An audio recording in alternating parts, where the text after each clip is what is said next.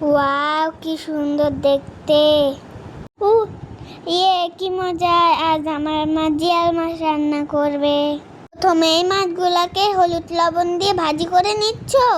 হ্যাঁ বাবা, হ্যাঁ, প্রথমে আমি সুন্দর করে লাল লাল করে মাছগুলোকে ভাজি করে নেব, তারপরেই আমি রান্না করব।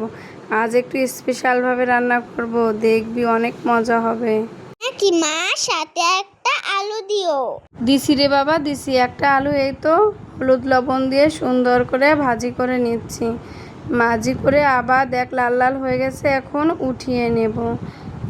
এখন ওই কড়াইতেই একটু তেল দিয়ে দেব গোটা জিরে, 5টা শুকনো লঙ্কা। এগুলো ভাজি হয়ে গেলে দিয়ে দেবো একটা রসুন কুচি, 2টো পেঁয়াজ কুচি। হলুদ লবণ দিয়ে সুন্দর করে লাল লাল করে ভাজি করে নেব।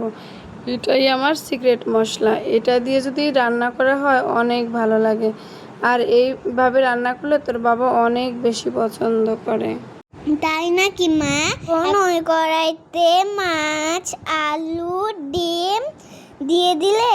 হ্যাঁ রে বাবা, এখন ওই জল দিয়ে দিলাম। জল একটু গরম হয়ে এলেই আমি দিয়ে দেব হলুদ আর লবণ। হলুদ দেবো কালারের জন্য, লবণ দেবো স্বাদের জন্য।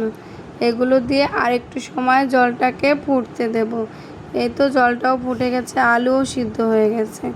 আমি যে সিক্রেট মশলাটা বানিয়েছিলাম ওটা আমি শিলপাটায় বেটে নিয়েছি, এখন দিয়ে দিয়েছি। দেখ কালারটা কি সুন্দর হয়েছে। হ্যাঁ গো মা, কত সুন্দর হয়েছে।